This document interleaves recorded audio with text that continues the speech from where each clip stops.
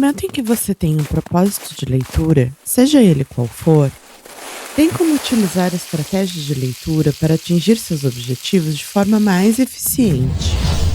Considero que estratégias de leitura são ações que nos auxiliam a direcionar nosso olhar para partes do texto que nos interessam, a fim de encontrar a informação que precisamos.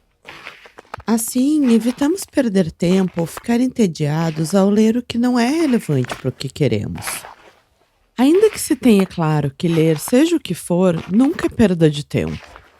Apenas há situações que exigem objetividade e rapidez na localização de informações ou nexos textuais. Antes de qualquer coisa, preciso dizer que a leitura estratégica depende de nos conhecermos como leitores. A ideia é prestarmos atenção no que funciona para nós. Não há um conjunto de estratégias que funcionem para todos. É legal testar várias vezes e ver o que funciona para você. Leitores eficientes não necessariamente leem todos os tipos de livros e artigos de forma linear, de início a fim. Quando leem alguns textos, dependendo do seu propósito, esses leitores escolhem as partes que respondem às suas perguntas, que atendem ao que precisam.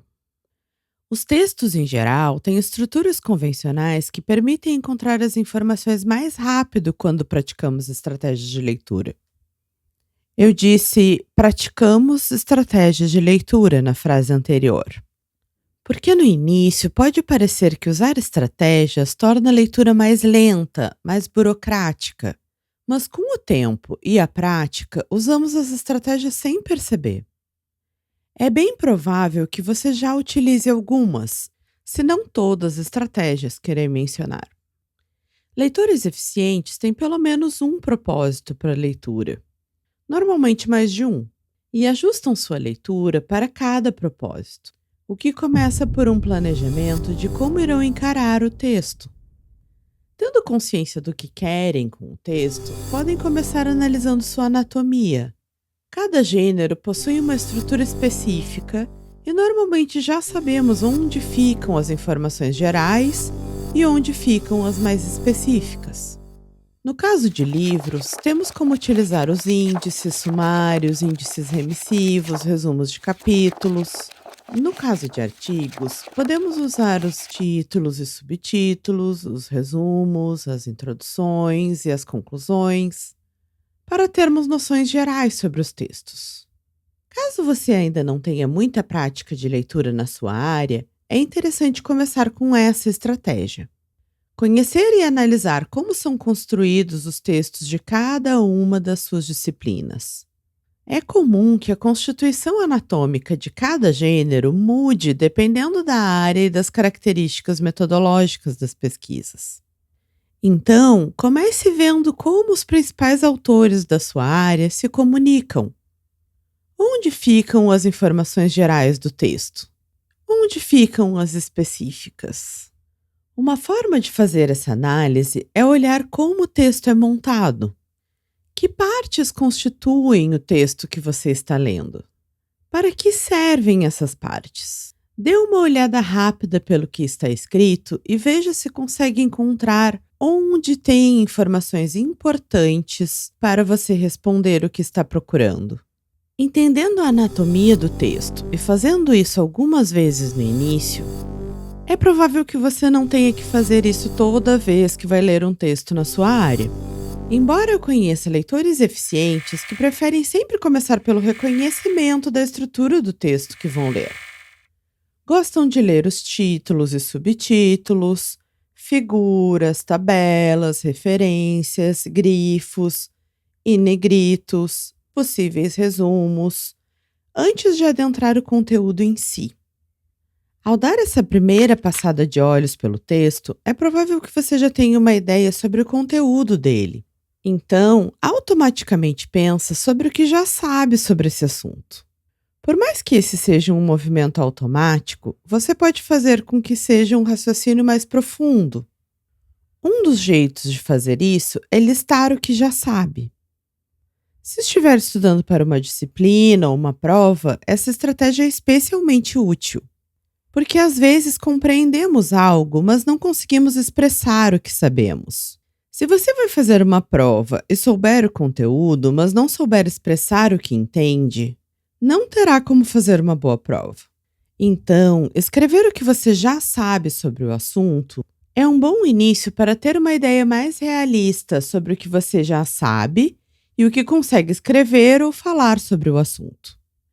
Parte desse reconhecimento do texto é saber quem o escreveu e quando. Saber sobre a autoria e quando o texto foi escrito traz o contexto de construção do texto. Já que as pessoas, a forma de compreender o mundo e a ciência mudam. Juntamente com as mudanças de sujeito, tempo e espaço, aparecem palavras e conceitos que são compreendidos diferentemente pelos diversos sujeitos, através dos tempos e dos espaços.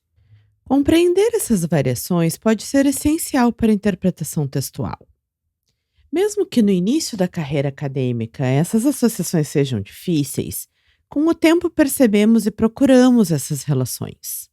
Depois disso, você tem como ler as partes do texto que acredite ser mais relevantes para o seu propósito de leitura.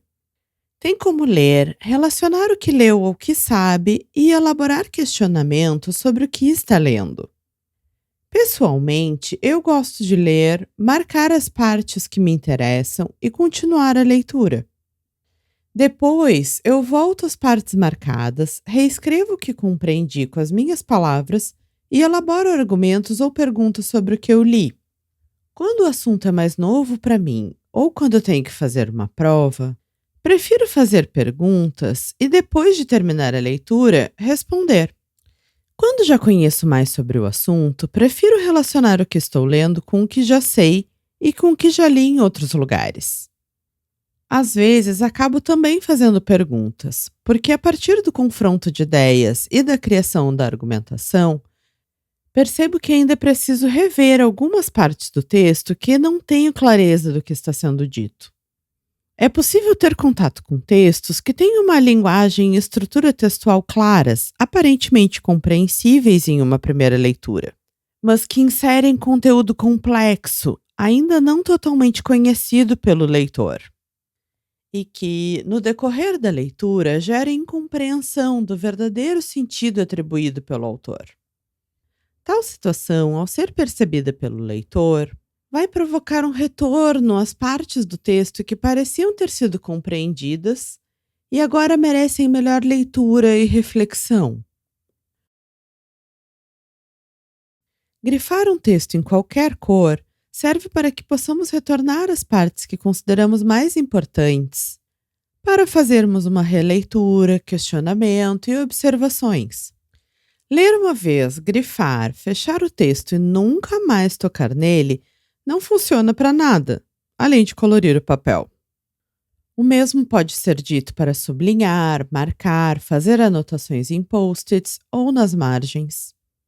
A parte que torna essas estratégias úteis é o retorno ao que consideramos importante no texto, para analisarmos aquelas partes com mais cuidado, com um novo olhar.